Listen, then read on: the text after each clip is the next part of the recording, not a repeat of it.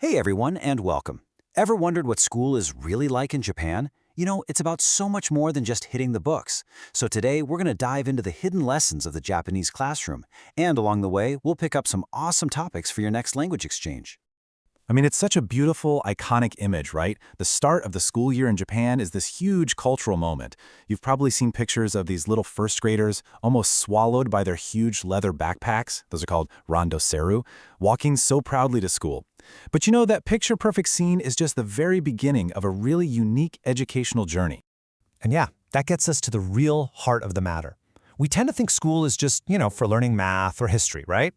But in Japan, the whole system is built around something much, much bigger. It goes way beyond just academics. So what is that goal? Well, beyond the books and the tests, the main idea is to teach students how to be a part of a group-oriented society.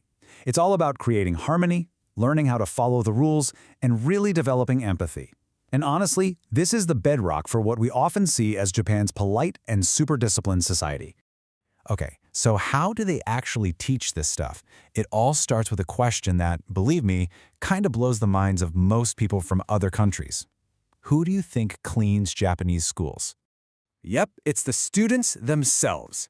This whole practice is called a soji, and it's this dedicated time every single day where students grab the brooms, the mops, the cloths, and they just get to work. And I mean everything, from their own classrooms to the hallways, and yes, even the bathrooms. And get this, there are no janitors handling this daily cleanup.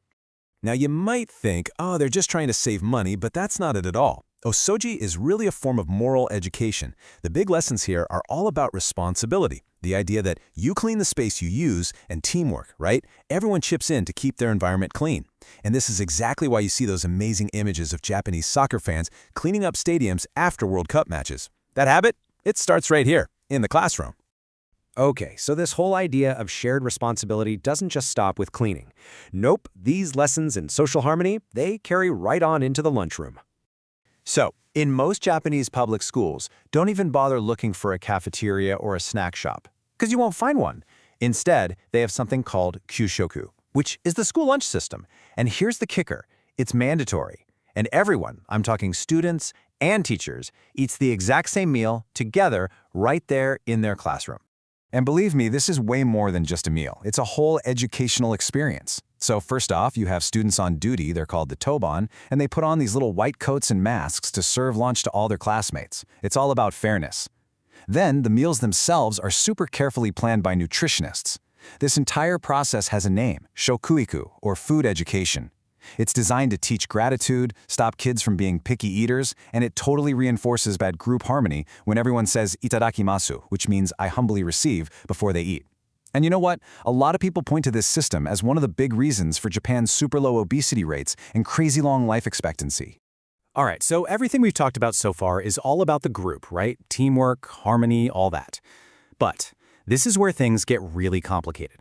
See, Japanese students are living with this huge tension between the focus on the group and an incredibly fierce culture of individual competition. So, that group focus definitely continues after school in what's called bukatsu, or club activities. And it doesn't matter if it's baseball or the brass band, the real lesson is learning the super strict senpai-kohai, or senior-junior relationship. The younger students have to use formal language with the older students and handle all the chores like getting things ready and cleaning up. And this is like direct training for the hierarchical world of Japanese companies they'll enter later. So you can see how this creates this wild dilemma for students. During the day, at their regular school, it's all about group harmony and teamwork.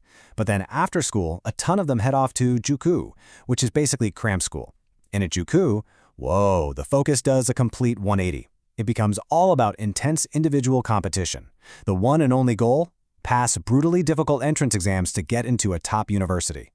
This pressure is so insane, it's actually known as Juken Senso, which literally translates to exam war or exam hell. It's like living in two totally different worlds. All right, so we've taken a deep dive into the classroom as this little mini society. So now, let's figure out how to turn all this cool info into some really great conversation. I've got some fantastic questions you can whip out in your next language exchange to really get the cultural comparison going. Okay, first topic, cleaning. This one is always a super interesting topic. Just ask your language partner, so in your country, who cleans the schools?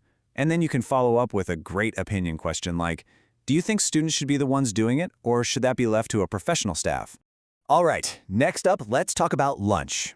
You could ask something like, did your school have a set lunch menu like Kyushuku, or was it more of a cafeteria where you could pick what you wanted? And then maybe, which way do you think is actually better for kids as they're growing up?